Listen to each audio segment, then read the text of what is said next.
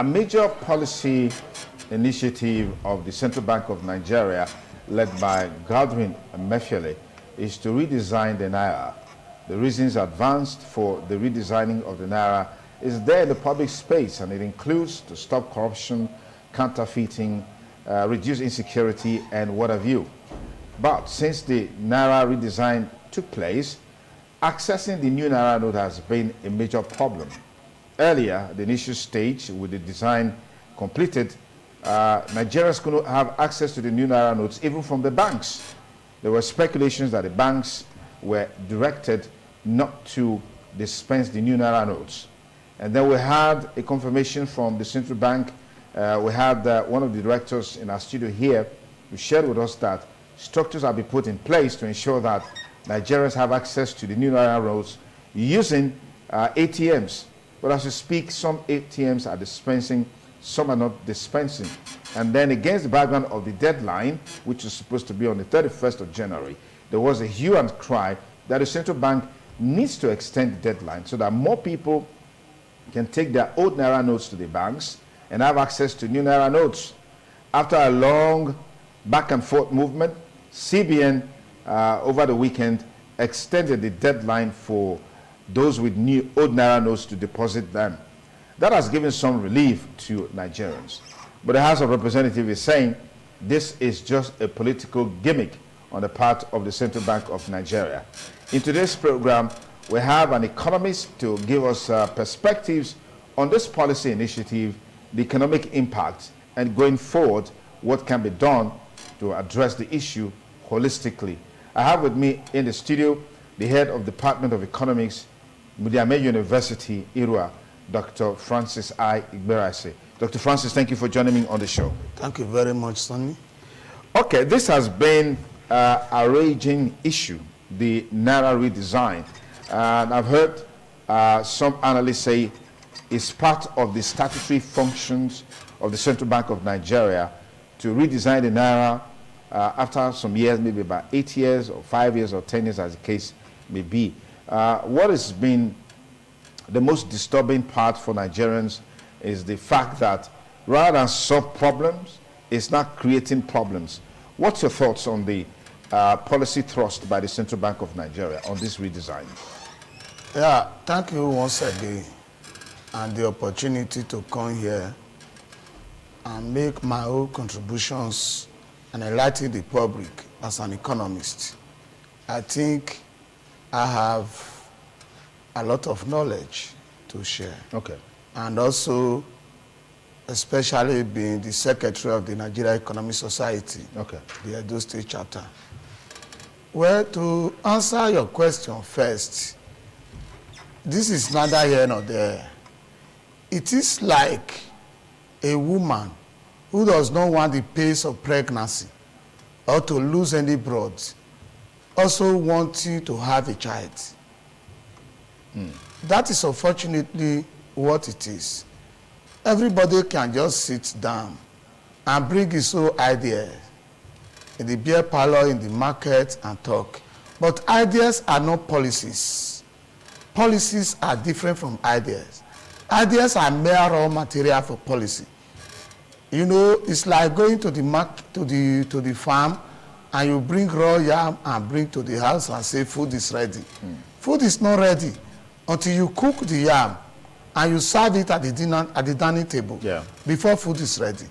So when people talk about their ideas and they think that is policies, no, you must bring it to the cooking room, the laboratory, and then you cook it and serve it before you can tell Nigerians the food is ready. So you're saying the NAIRA redesign policy was not properly cooked before it was served? No, what I'm saying is that when people think it is causing problem, it is bound to. It does not, but it does not end at that. That is why I gave you the parable of a woman who wants to have a child, but who does not want to experience the pace of pregnancy, the disturbance of pregnancy, and does not want to lose blood. You know, we usually describe development policies alongside with medicine. because that is how the father of development economists, Atolu, started. The NAIRA redesign, to be very frank, is a very good policy that is even overdue. Many central bank governors have attempted to do this in the past, but because of political pressure, they gave in. I know that Sanusi wanted to do that. As a matter of fact, we just held a colloquium on it at Bensi Dausa University this Saturday. And where we brought experts from the academics, from the central bank. The lead paper was by Professor Emma Obadan, who is a non-executive director. Okay. And it exposes some of the things which we have taught. And again, like I told you, as an economist, I know that it is overdue. But whether it's going to inflict pains on the individuals before it is stabilized, yes, including me, sitting down here with you in the studio. I don't have cash, the new cash, but that should not, I'm suffering it. To be able to come here, to be able to go back to Irua, is going to be very difficult for me. But that does not now mean that it's not a good policy, because the economic agents must be ready for the initial pace. When we talk of the economic macro agents now, I'm talking of the individual households. Okay. I'm talking of the business firms, and even talking of the government. Even the government that has the policy should also be ready for the initial pay. But we look at the big picture. We look at what Nigeria is going to gain by the NAIRA redesign. Do you know that? Do you know that before this NAIRA redesign, over 83 to 84% of the money in circulation are not within the financial system. And that is one of the reasons why you see monetary policies in this country do not work. And it can never work when you have over 85% of money not holding in tanks, in soccerways of different people. People start drawing money. Money printed in 2005 will still be remaining new in people's houses. And you are bringing monetary policy. No matter the counter-cyclical policy, namely the combination of the monetary policy and fiscal policy from the government, yes, the economy will not move. The central bank cannot control inflation. Even the four major functions, the four major goals of macroeconomy, none of them will work. Unemployment will be worsened. And so we cannot remain like this just simply because we are afraid of the initial pace. Okay, now I've heard people talk about the timing of this policy at a time where there are some allegations against the governor of the Central Bank of Nigeria, Godwin Emefiele, at a time where fear scarcity is biting hard on Nigerians, at a time where election is just around the corner. This timing, does that give you any iota of concern? Well, the Emefiele's case is one of the reasons, what is happening to Emefiele now is one of the reasons why the past CBN governor caved into pressure. If you notice very well, you see that all the allegations against Emefiele did not come in until this NAIRA redesign. It was after this NAIRA redesign we started hearing Emefiele being this, Emefiele being that. The mere announcement alone sent fear to so many quarters, and they had to dig out a lot of things from Emefiele. But Emefiele appears to have been able to get the confidence of the president, and that is what it means. Let me also say here that the central bank is an autonomous body.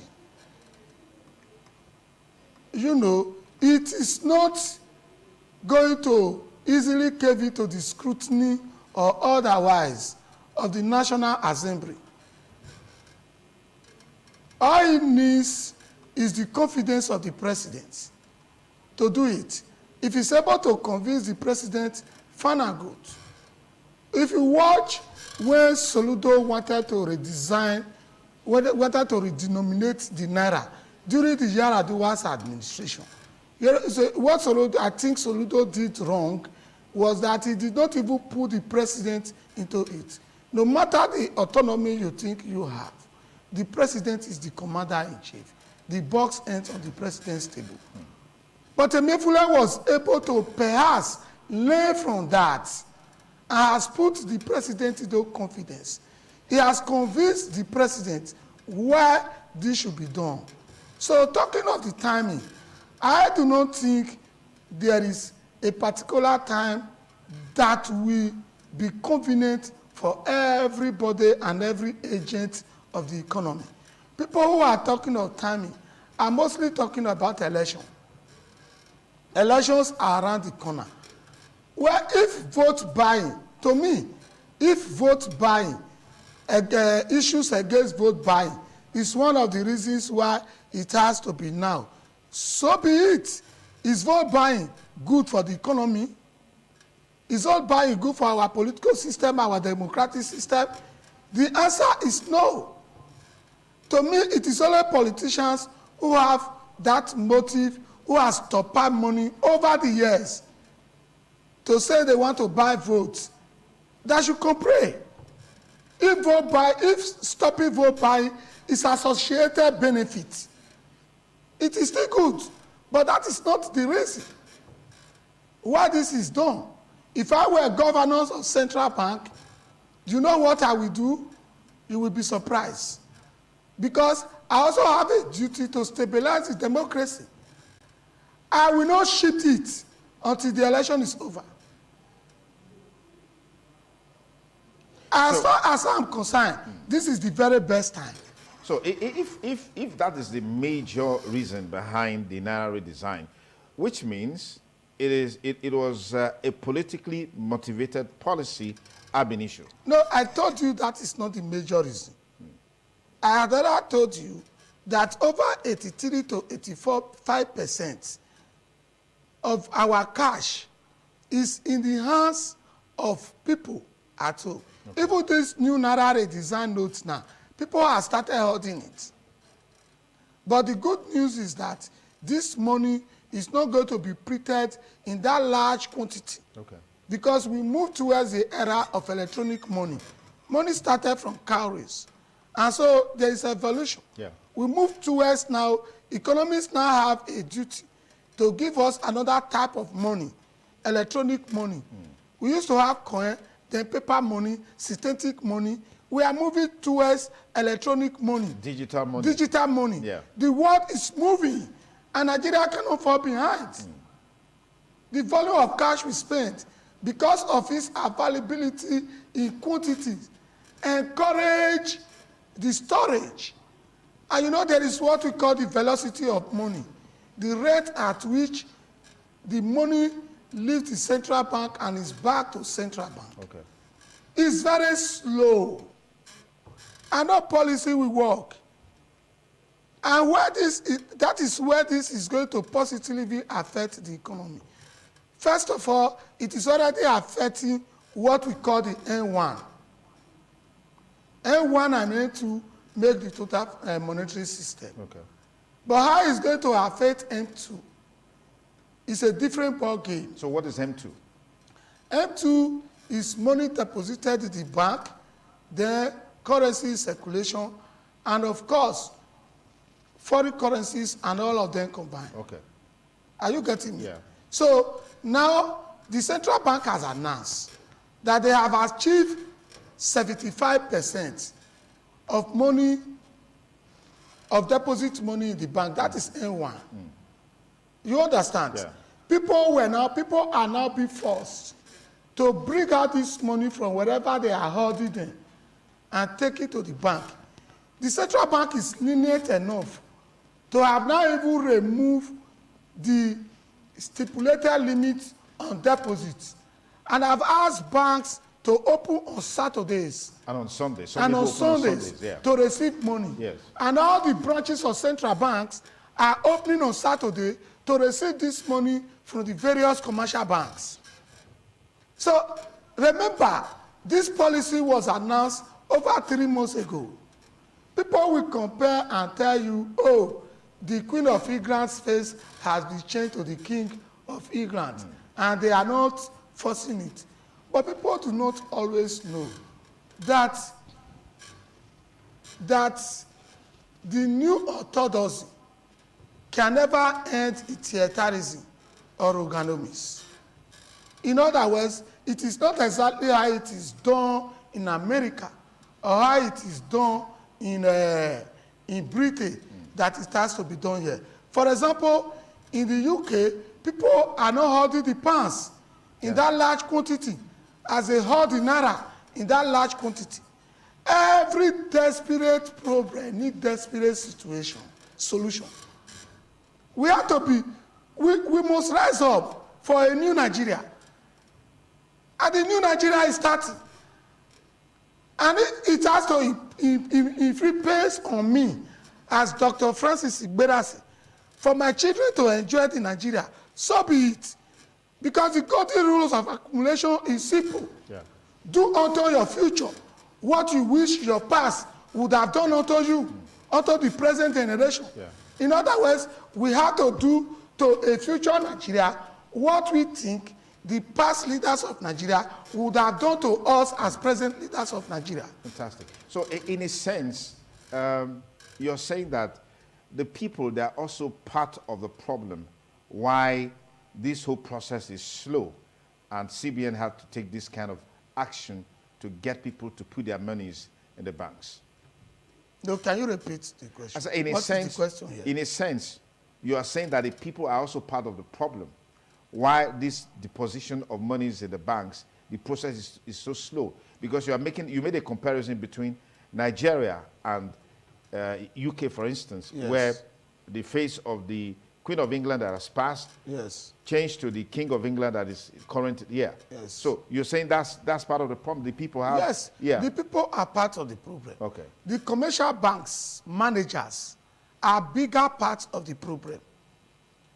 As the CBN is trying to come out with rules, the banks are trying to beat the rules. For example, the CBN has stopped over-the-counter because they discovered that the commercial banks are giving this money mostly to politicians, rather than allowing it to flow. And you know, yeah, because of that, the CBN has now come out to say, okay, stop. You know, there is BVN that can monitor all your accounts. The central bank has now come to say, okay, stop. You can no longer give this money over the counter because they see that people will not get it. Give out this money through the ATMs.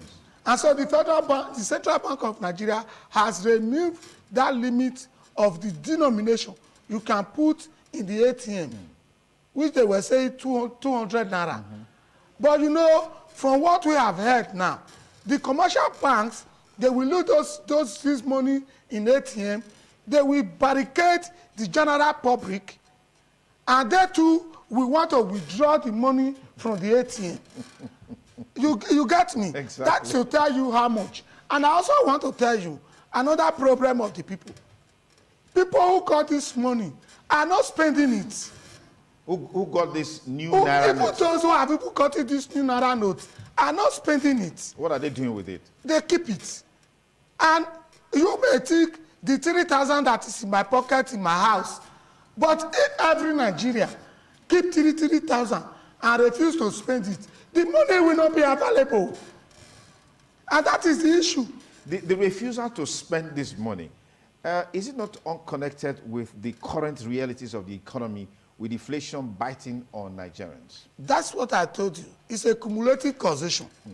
When we say cumulative causation, one causes one, in turn, that causes the other. Okay. In other words, oh, people say, oh, let me have it to spend you. I don't know what is going to be the problem. Yeah. Therefore, what I have, I will not spend it. That is the cause. But again, you're not spending it has caused another problem to the society.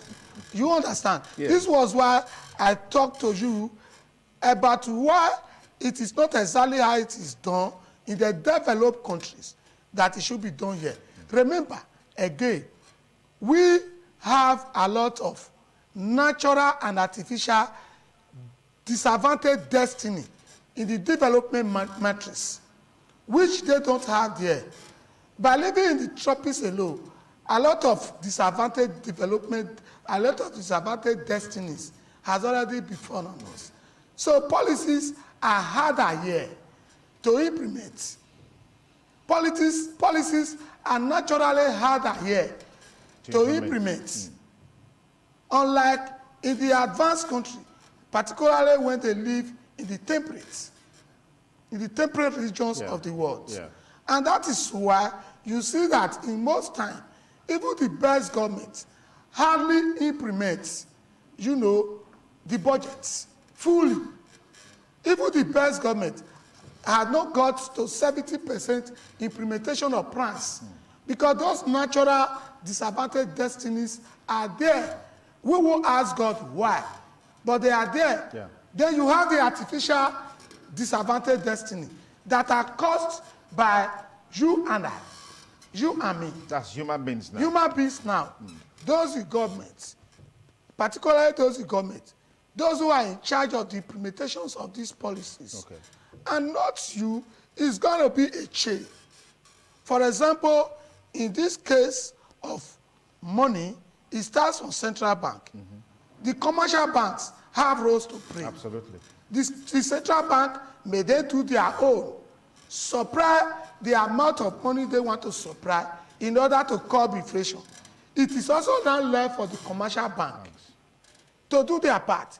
And when the commercial bank now do their part, it is left for we to do our part. Of course, the sacrificial policy, it is also left for the government to do its part. So it is going to be a chain. Okay. And so in this case, the Emefiele need liver. As you say in our local palace. Yes, as you say in our local palace. The youth will say, starch your liver. If this is your life, put on your whole energy. If it's going to kill you, die for this country. Okay, let me pause it for a moment. If you just join us, it's TMI Monday. We're having a conversation with Dr. Francis Igberaisi, Secretary, Edo State Chapter of the Economic Society of Nigeria. Is also the head of the Department of Economics, Mediame University, Irua, Edo State. Looking at the extension of the deadline of deadline for people to deposit their old NAIRA notes and have access to the new NAIRA notes. That has been the burning question. How can people access the new NAIRA notes? Since this policy came to effect, the major problem has been accessing the new NAIRA notes. Initially, it was even difficult getting it in the banks. Until recently, we heard CBN has put up a structure to ensure that people get it through ATMs because they felt that the only way and perhaps the best way for people to access the new NAIRA notes is through the ATMs. What do you make of that as a problem? You just told me that even you don't have the new NAIRA notes. And I believe there are so many people out there who do not have these new NAIRA notes. It has now become an essential commodity. Like I was telling my colleague earlier today on the show, attention is now on the NAIRA, unlike the dollar. So I don't know how that has perhaps affected the NAIRA-dollar exchange rate in the last couple of days, because we hardly talk more about the dollar. We talk more now about the NAIRA. So let's get your perspective on this. What you just said now is one of the advantages. I talked to you. I don't have time now to give a full lecture of what we mean by N1, narrow money, and M2, broad money. Okay. But as I talk to you now, I have my ATM in my pocket. Fantastic. I ate yesterday in the restaurant. You paid with your ATM? I paid with my ATM. And you don't have the new NAIRA notes with you? Yes. Okay. I have limited new NAIRA notes. Okay. Because I know that I will be spending the new NAIRA notes, I pay with my ATM. And some people allowed transfer. And I tell you, the restaurant where I ate was not the flamboyant one. Yet, in GRA, yet the woman has a POS machine. Okay. And I want to tell you that as we go along, that is why I'm telling you the initial pace will be there. But as we go along, you will not be surprised that the orange seller will have a POS machine. These are innovations. So people will tell you we are not mature for it. If we do not start, we will never be mature for it. Absolutely, absolutely. We must start from somewhere. We must learn from our mistake. I told you policy is like being cooked. Then it's like going to the kitchen. We have what we call policy simulation. You test and retest. When people were afraid of the December 31st deadline, I told some group of people in Urumi that there is likely to be, I don't work in central bank, but with my knowledge of economics, there is likely to be a little extension. Because of the unbanked people in the rural area, not really because of you and me, who are in the urban area. But the central bank came out with a policy now for money swap. And the target is not in the city. It's to the rural areas who need about 10,000 naira to survive in a month. Yeah. And as time goes on, they will be banked. Because that will lead to financial inclusion of all those people. Okay. As at the moment, they are financially excluded. Where the option will be that they have to be banked so that they can use POS machine, they will be banked. All the money will be coming into the financial system. And you know, development policies again is like gestation period of a woman who is pregnant. Yeah. We don't worry about the leeway of resources. Okay. You cannot be pregnant and say, oh, because you have been looking for a child, I want to deliver in 5 months. You must wait for the full length of 9 months to have a baby, a healthy baby. Okay. Anything other than that causes its own other problem. Absolutely. So we must learn to have this patience. Okay. Monetary policies are slow, but they are bound to hit target. That's why Professor Modern of Columbia University said, if you can no longer exercise patience for monetary policy, persevere. Perseverance is at a greater extent than patience. Yeah. You must have pace, but you are bound to get there. Slow, but it will get there. But for fiscal policy, very fast, but could collapse. Okay. Let's quickly talk about the state of the Nigerian economy under the present government. And whether we like it or not, the Central Bank of Nigeria governor is an integral part of the nation's economic policies, particularly against the background. Every now and then we'll talk about the monetary policies and stuff like that. The concerns there is against the background that the economy has really been in comatose. And all along we've been having policies being churned out by the present administration, policies coming from CBN and all of that. What's your take on that?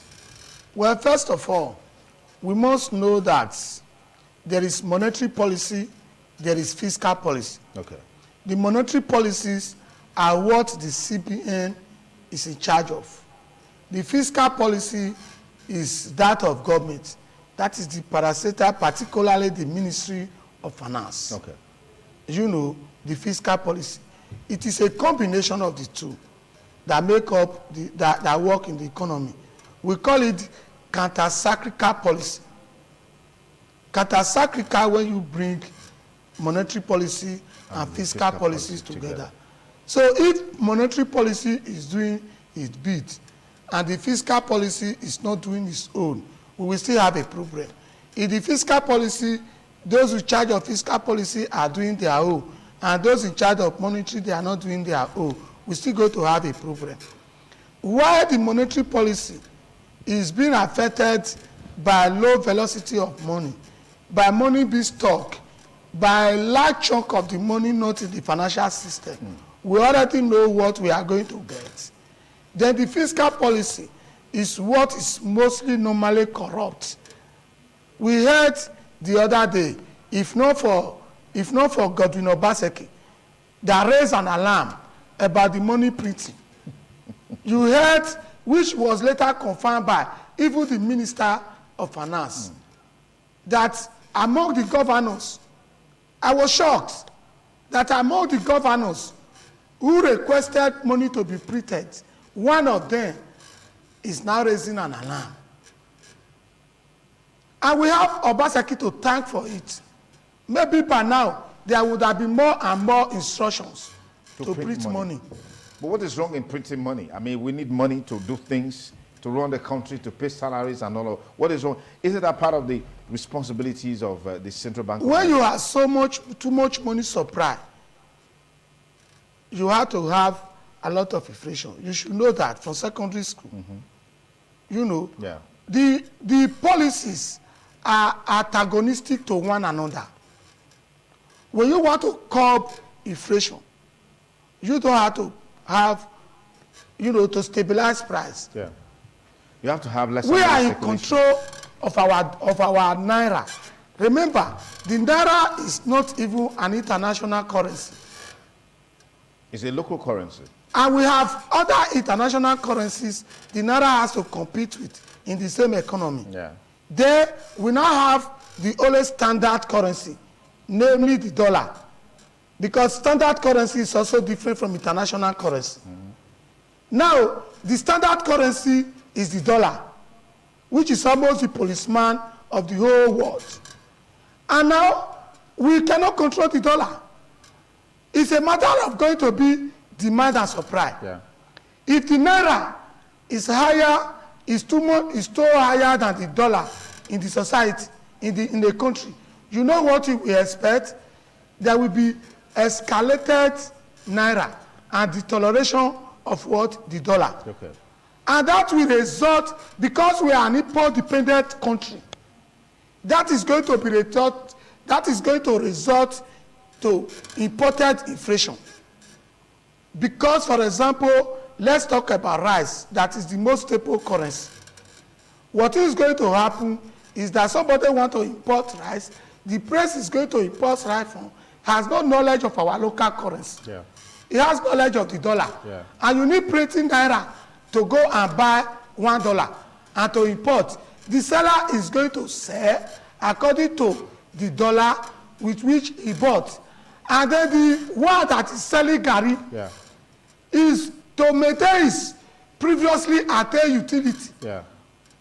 He's also going to increase his Gary so that he can buy the rice. He's not going to live on Gary alone. Okay. Because that is why we talk about the whole interaction.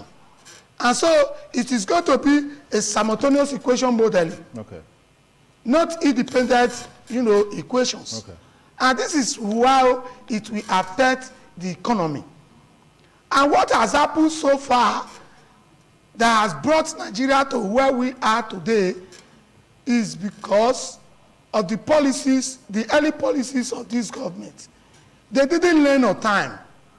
So what were those defects in the early policies? Yes, they thought corruption was economic policy. Fatty corruption was economic policy. They were not able to recognize the difference between twins, identical twins.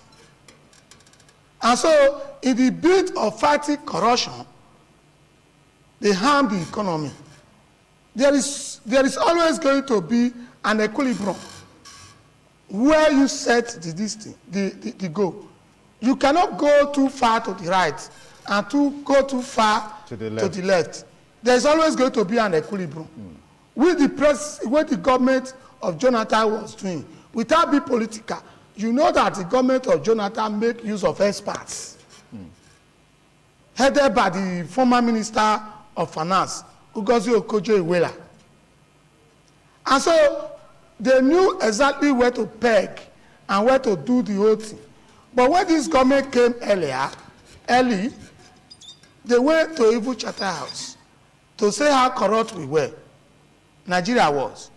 And the then Prime Minister of England, was it David Cameron, now took it all up from there and had fantastically corrupt. Foreign direct investments were moving away with their dollars. And then you have what we call the flying geese that were preparing to land the country. They move away with their dollar. And report was that over 86 billion US dollars left Nigeria within 6 months. And you know the result? Deterioration of the Naira. And then back to what I said, imported deflation. A bag of rice, for example, that was 8,000 Naira went to as much as 20, 30, going until ended around 45. Car, every other thing were like that. But later it appears in lands. They started learning late. They started learning while already in government. You don't learn while you're already in government, especially at the national level, even at the state level, local government. It is not made for learners. It is not a beer parlor discussion. It's not a mere talking. When you call, you must call with experts, local and international experts. Bring them together. If you look at the government is like going to the World Cup without a striker and a lot of defenders, and you want to win the World Cup. Who is the main striking force of this government, as Ugozi Okonjo-Iweala was, that could call Christiana Lagarde, the IMF, that could call the World Bank and lobby? You know, when you use the word lobby here in this way, you think it's corruption. And lobby and say, this is my country. If you don't want to do it, I am your colleague. Do this for me. That is international financial politics. If you cannot get foreign exchange, the importance of foreign exchange can never be estimated. I just wrote a book, which I am presenting. I don't want to be seen as an opportunist. I won't use this platform. Of course, I won't allow you to do that in the first place. So you see that at the end of the day, if you have learners in government, this is what we get. Okay, now on the long run, how will all of this policy cascade into making life more meaningful for Nigeria? Because ultimately, the reason why you have a policy or why you have policies is to make life more meaningful. While we are contending with this issue of Naira redesigns, CBN says about 900 billion Naira is still in the homes of Nigerians. So they are hoping that within the next few days, all of this 900 billion Naira will have gone back into the banks. While we are contending with that, you also have the issue of fear scarcity. And this debate has been there over a long time, that we need to deregulate the fuel industry, allow the forces of demand and supply to determine the price of petrol. What is your take on this? Subsidy removal has been there as a major talking point. First of all, I want to tell you that the CBN has brought out yesterday. What the CBN has outlined is what I call a fully dominant strategy. Strategy that must work. All things being equal. That's what yes, we say. All things being equal, yes. I agree with you. Okay. Now, the probability that it will work is very, very close to 1. Okay. First, the CBN gave up to the 10th for the present cash, old money, what we call old money now, to be legal tender. Yes. After the 10th, it's no longer any legal tender. 10th of February. 10th of February. Okay. You understand? Yeah. But even after that, they gave another 7 days of grace. Even when it is no more legal tender, if you still have it, bring it. To still take it to the bank. They will accept it. They will accept it. In other words, after the 10th, nobody should accept it again as for legal exchange. Tender, for exchange, for transaction. For transaction. Okay. But if you still have it, within that 7 days, still go and bring it. And remember that I have told you that the CBN has now removed for the convenience, the limit on deposits.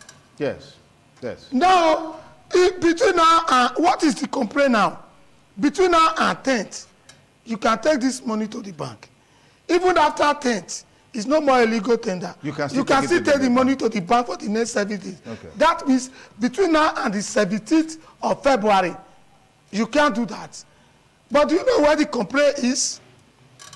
Many politicians, not even only those contesting, who have believed that I will complete this my building in this politics, during this politics. I will buy this latest car during this election. I will do this during this election. This policy has grievously harmed them. And so they will never support it. We don't expect them to support it. And if targeting against money buying, assuming at the worst case scenario, as they say, as one of the presidential candidates has alleged, is part of the associated benefits. Mm-hmm. That's why I told you. Vote buying, you mean? Vote buying, against vote buying. Yeah. That is why I told you, if that is part of the associated benefits, it is still very good for the economy. Okay. Because through vote buying is where you even have too much money there. And people, do you know that since 10 years ago, people have been stockpiling this cash for the purpose of presidential election. Not knowing the dynamics of the system, that any policy can make them mere pieces of paper. And that is what just happened. We expect them to complain. I am also complaining because it's also affecting me. But you are willing to make that sacrifice? Yes, but I can tell you that besides being a professional, I'm also a politician, which everybody knows. Okay. I'm a political leader of one of the leading political parties. No, we're not talking about that today. No, I didn't mention any party. Look at this. Look at the issue that I raised earlier about the fuel scarcity and the need to remove the subsidy. Fuel subsidy. The debate has been on, and for some people, subsidy for just the first quarter of this year is about 3.6 trillion naira. And we hear if we have to extend it to the second quarter of this year, we're talking about maybe about 6.6 trillion naira or 6.7 trillion naira. Is this healthy for our economy? First of all, I want to let you know that the purpose of government is the welfare of the citizens. Every other thing is secondary. The government is indebted to the citizens. My vote is the price that I have paid. That we are all government, which will not be government, is half-truth. Is the white truth to bring us up. We are not all governments. There are people who are in charge of the policies. Yeah. If they make bad policy, it affects us. But they have, at the worst case scenario, you must take care of the citizens, even if it has to cost you a fortune. As an economist, I am of the view that before you even talk of removing subsidy, the product should be available, because it is only a madman that bans a product it does not produce. We have the crude oil. We have refineries. Set up the modular refineries. Let the refineries be working. Because any policy you are going to embrace that is going to affect the citizen adversely is not worth it. If you have the developed countries, that's why I talk about the artificial disadvantaged destiny. This is one of the artificial disadvantaged destinies we have. Because if the refinery were working, we wouldn't be talking of, subsidy in the first place. And so, if you look at these advanced countries, you see that they even have social security. Yeah, for their citizens. For their citizens. As long as social security. So so that's a form of subsidy? Yes. Okay. So the people that are needed to be subsidized, we are direct subsidy. Not the one they are cunningly saying. They are trained. If we travel, I travel, you travel. If you travel, you come out of your street, like in London, you just need an OSAS card, you touch, and the bus opens for you. Even if you want to move 1,000 times a day, you go to the train stations. They are available. Okay. They are not available here. So even if fuel is 1,000 naira per liter, for example, in the UK, first of all, the majority of the citizens do not even need the fuel. Electricity is 24 hours. You are a government in Nigeria, you have not been able to provide that. You want to remove subsidy and transfer your inefficiency down to the effect of your inefficiency down to me. Many economists will talk about, oh good, removing fuel subsidy. But this is where we differ. If you put 20 economists in the room, you are going to bound to have different opinion anyway. Absolutely. But my own is welfare. The people must first of all be taken care of. After all, what they are stocking in the home now, I know for the fuel subsidy, the one they are stealing, is it not enough for the fuel subsidy? And so, if they cannot fix our refinery, if they cannot put one of the most policy thrusts of this government at its session is to have a modular refinery in each of the 36 states. This government that is now talking of fuel subsidy has once condemned fuel subsidy. You remember the almighty protest Occupy Nigeria when Jonathan said he was removing fuel subsidy to make petrol 100 naira? Buhari was part of it. You have the like of Bakare, Wole Ika, and every other person. They were part of it. But why are they now turning around to talk of fuel subsidy removal? If they cannot fix our refinery and give us fuel for welfare government, the purpose in the constitution of Nigeria, the purpose for the existence of government is the citizens. You cannot transfer the result of your inefficiency on me as a citizen. Continue to pay the fuel subsidy until such a time that you are able to fix our refineries. And that's just it. Anything other than that is a concave curve. What is called concave curve?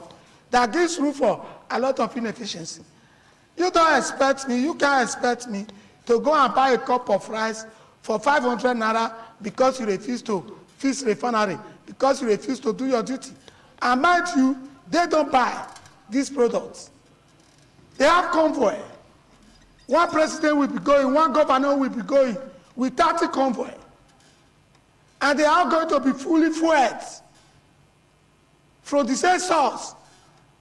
And unfortunately, we have what we call a partial coverage economy, where both the rich and the poor go to the same market for goods and services. They have the money at their disposal. Everything they have is free for them. Their own is just to order. They don't queue. As far as I'm concerned, they should pay the cost of subsidy. They should pay. Let nobody come and tell us and deceive us with economic grammar. And thank God I'm also an economist. If they don't want to fix our refinery, let them pay. If they don't want to build modular refineries through privatization or whatever, let them pay. Until such a time that they are able to do that. All right. That is where I stand. Thank you very much. As a person, as an economist. Thank you very much. But I'm not speaking on this for the Nigerian Economic Society. I know. Yeah. I know. Thank you very much, Dr. Francis Igboraisi. It's always a delight to have you here.